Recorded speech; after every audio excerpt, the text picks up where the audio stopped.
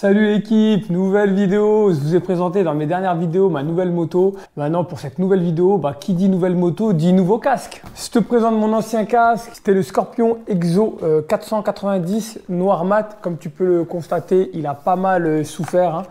Bon, j'en ai pas du tout pris soin. D'ailleurs, c'était mon premier casque avec lequel j'ai passé mon permis de conduire, donc ça va faire bientôt 5 ans. Et la réglementation française exige que les casques ont une durée de vie de 5 ans. Donc, passé 5 ans, il faut changer les casques parce que la mousse à l'intérieur des casques ne font plus leur effet de protection. Donc voilà, il est grand temps pour moi de changer de casque. En plus, ce casque avait vocation à faire exclusivement de la route. Donc c'était un casque intégral. Donc là, il est grand temps de changer. Avec ma KTM 690, je suis parti sur quoi? Maintenant, je suis passé sur un nouveau type de casque. Je vous présente ça tout de suite. Le voici, c'est le LS2. Que je vais vous déballer là. En tout cas, je suis agréablement surpris par le packaging. Regardez la belle boîte KTM. Franchement, elle est de toute beauté. On va le déballer tout de suite. Quand j'avais acheté mon casque Scorpion, il est arrivé dans un carton tout simple, basique. Là, regardez-moi ça. Ce beau carton. Et il arrive avec une housse. Elle est sympa, hein. Sympa la housse. Il y a quoi dedans? Il y a ce truc qui va avec. Ah ouais, c'est peut-être les bandes réfléchissantes. Ça, le carton, on le met à côté. Il arrive avec une belle housse. C'est un casque que j'ai acheté 395 € sur le site KTM. Oh là là, comment il est super bien emballé. Et je suis étonné parce que franchement, je suis impressionné par l'emballage. La housse qui va avec, le petit sac qui va avec, le beau carton qui va avec. Pour un casque à 395 €, donc dans la gamme casque Adventure, il y a des casques bien plus chers que celui-ci. Et il est plutôt bien fini. On va le déballer ensemble. Regardez comment il est beau.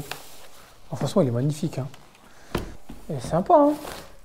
Bon, tu l'auras compris, c'est le casque Explorer LS2, donc avec les couleurs de KTM. On va retirer ça. Bon, du coup, je l'ai pris en taille M. Là, tout simplement, comment vous faites pour savoir votre taille? Vous prenez un mètre à ruban, vous mesurez la circonférence de votre crâne, et ensuite vous vous référencez au guide des tailles pour trouver votre taille. C'est mon deuxième casque en taille M et pour l'instant, j'ai pas de problème. Un des critères qui ont fait que j'ai pris ce casque-là, c'est tout simplement sa beauté, hein. Franchement, ma KTM, elle est orange et noire. Du coup, les couleurs correspondent bien avec celles de ma moto, premièrement. Deuxième critère que je voulais pour ce casque-là, c'est qu'il ne soit pas trop lourd. Donc, c'est un casque qui pèse 1,4 kg, 1,5 kg. Donc, mon ancien casque pesait 1,5 kg, 1,6 kg. Donc, voilà, il reste relativement léger pour un casque ADV, Adventure. Pourquoi j'ai acheté ce casque? C'est tout simplement avec la KTM 690, en fait, je procède de faire du off-road essentiellement et de faire des road trips de plusieurs jours. Donc, il me fallait un casque qui soit à la fois aéré pour faire du tout-terrain, notamment la possibilité, je vais vous montrer, quand je lève la visière, j'ai la possibilité sur ce type de casque de rajouter directement un masque d'enduro. Donc, c'est essentiellement pour ça que j'ai pris ce casque-là. Parce que la plupart des casques Adventure ne permettent pas aussi d'accueillir systématiquement un masque enduro. Là, c'est possible. Donc vraiment, quand on fera du tout-terrain à basse vitesse, que les températures vont monter, il faut vraiment que le casque soit bien ventilé. Donc un masque aide à améliorer la ventilation. En plus des aérations qu'il y a de base sur ce casque-là, on voit qu'il est bien fourni en aération. Il y a aussi également une casquette qui permet en fait de protéger du soleil quand ça tape fort. Donc voilà, après avoir la casquette à haute vitesse, si c'est pas gênant ou à défaut si vraiment ça me gêne, ça me pose problème, et je la retirerai quand je ferai essentiellement de la route. Voyons voir combien il y a de positions pour la casquette. Une. Ah, j'en vois que 2. Il me semblait qu'il y en avait 3. Bon, ok. Il y a une ventilation là devant, il y en a 2. Et on a derrière, là. C'est des énormes ventilations quand même, c'est pas des petites ventilations. Une devant là, ici. Ah oui, ici il y a la possibilité de mettre aussi la visière fumée, ce qui est vraiment pas mal. Honnêtement, il n'y a rien à dire. Il est beau, il est pas mal aéré.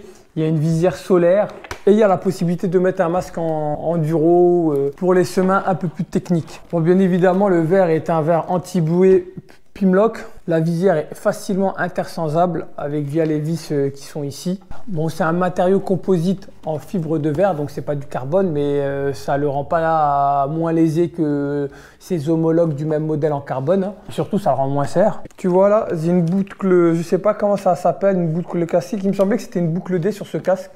Donc je pense que par rapport aux vidéos YouTube que j'ai déjà vues, il y a eu quelques remaniements et évolutions de ce modèle. Je pensais trouver une boucle D sur ce type de casque. et c'est pas le cas, c'est avec fixation classique comme ce que j'avais sur mon Scorpion. Bon après moi ça me dérange pas, c'est même, je trouve que c'est plus pratique à l'utilisation, c'est plus rapide. C'est peut-être moins sécurisant, certains diront, mais encore pour que cette boucle commence à défailler, c'est quand même un élément primaire de la sécurité d'un casque, donc ça reste quand même peu probable. Et on peut voir aussi qu'il y a un système de sécurité qui permet de désolidariser le casque en cas d'accident si les pompiers doivent intervenir sur vous, hein. Bon, l'essai du casque, on va essayer de l'essayer là de suite pour voir ce que ça donne sur moi.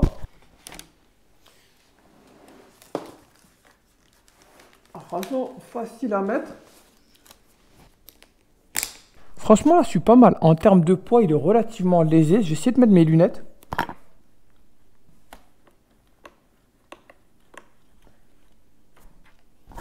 Bon, bah, ça se fait très bien, hein. Je vais essayer de fermer la visière. À la visière solaire. Ah, franchement, c'est très pratique. L'ouverture de la visière. Ah ouais, c'est ce bouton-là, en fait. Ok, c'est un coup à prendre. Ouais, j'aurais préféré un système sur le côté, comme sur mon ancien casque Scorpion. Et ça évite aussi de mettre ses mains directement en face ici, tu vois. Et de venir salir avec ses mains remplies de saleté ou d'humidité le devant de la visière. Mais bon, ça, c'est du détail. Et on va essayer de le retirer.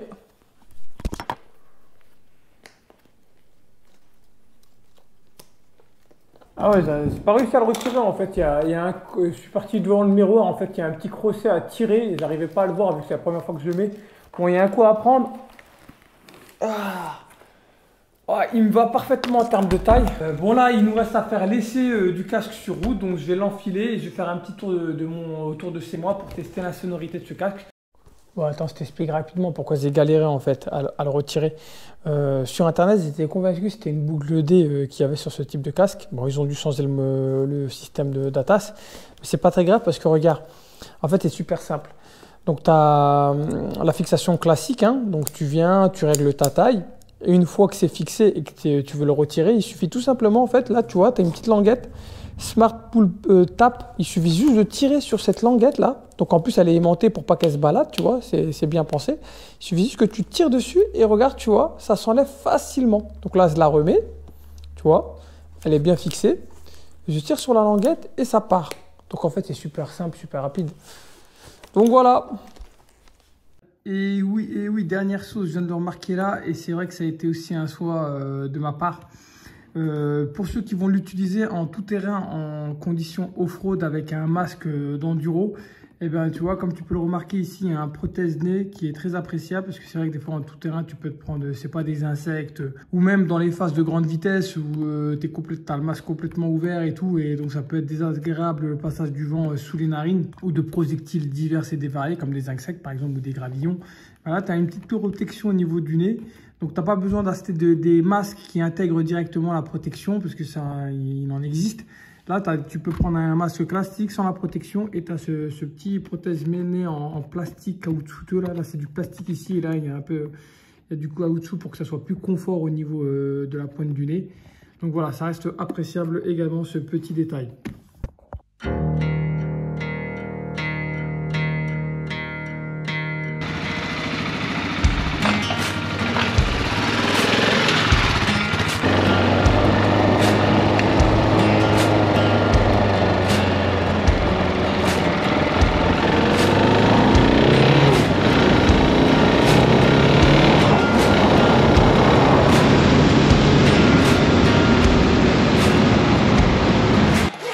Bon la famille, nickel.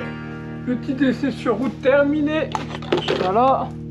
Donc comme je vous ai dit, il suffit de faire ça. Et le tour est joué, on a retiré le casque. Donc mes premiers ressentis de roulage avec ce casque. La boucle en fait me gêne un peu, elle est un peu trop serrée. Donc il faut que j'essaye de la ragrandir légèrement. Il ne manque pas grand chose, ça je le ferai. Il y a possibilité de le faire, j'imagine, hein. Sinon, pour ce qui concerne la ventilation, franchement, ça ventile plutôt très bien. Donc après, c'est ce que je m'attendais, hein. Ce casque Adventure, il est fait, il est conçu avec une très bonne aération. En termes de bruit, bah, il est un peu bruyant, mais honnêtement, ça ne me change pas de mon Scorpion. Après, c'est un casque à 295 €, casque Adventure. Le rapport qualité-prix, pour moi, il est imbattable à ce prix-là. Avoir cette finition, cette qualité de casque, Franchement, j'en suis très content. Donc il fait un peu de bruit effectivement. Après, si on ferme toutes les aérations, bah il fait beaucoup moins de bruit. Pour moi, c'est acceptable. Maintenant, effectivement, au niveau de la casquette, bah, je m'attendais à plus de désagréments à haute vitesse. J'ai roulé en départemental à 80 km/h, pas de problème. Franchement, je n'ai ressenti aucune gêne. Je suis parti du coup sur autoroute. J'ai fait des pointes à 130 km/h. Et honnêtement, ouais, ça commence à être peut-être un peu désagréable si vraiment si tu t'amuses à lever la tête. Mais en général, c'est pas mon cas. Moi, sur ce genre de moto, vu qu'il n'y a aucune bulle, aucun carénage à l'avant, quand tu pars sur l'autoroute, naturellement, en fait, tu fais corps avec la moto, donc tu es vastement penché en arrière et naturellement tu te retrouves à avoir en fait ton casque plutôt dans cette orientation là et pas comme ça. Et donc en fait j'ai pas senti réellement de zen, même si c'est pas confortable en soi, parce que la moto n'est pas prévue pour faire de l'autoroute, hein, on est d'accord. Donc je ne pense pas que ça soit inhérent à l'utilisation du casque. De toute manière, comme je te l'ai dit, la position elle est d'attaque à haute vitesse avec ce type de bécane et pour moi ça me pose pas de problème. Après effectivement c'est pas avec cette moto que je vais faire beaucoup d'autoroute, je la destine surtout au chemin et au départemental et pour l'utilisation d'un casque Adventure c'est suffisant amplement. Donc voilà mon ami, dis-moi en commentaire ce que tu penses de ce casque. Je le trouve esthétique, hein. Il existe avec plusieurs coloris. Celui-là je l'ai pris par rapport, c'est un partenariat de la marque LC2 avec KTM. Donc voilà, on dirait qu'il a été inventé pour cette bécane. On a aussi un angle de vue qui est quand même, je trouve, quand je roulais, relativement confortable, hein. Bon, j'espère que ce test t'a plu mon ami. Si tu as des commentaires, bah mets-le dans la barre des commentaires. Je me ferai un plaisir d'y répondre. J'ai d'autres tests qui vont arriver, de d'autres matériels comme des bottes, comme un équipement off-road aussi que j'ai à tester avec les gants qui vont avec. Et voilà, donc abonne-toi, like pour ne rien rater. Et moi, je te dis à la prochaine. Ciao!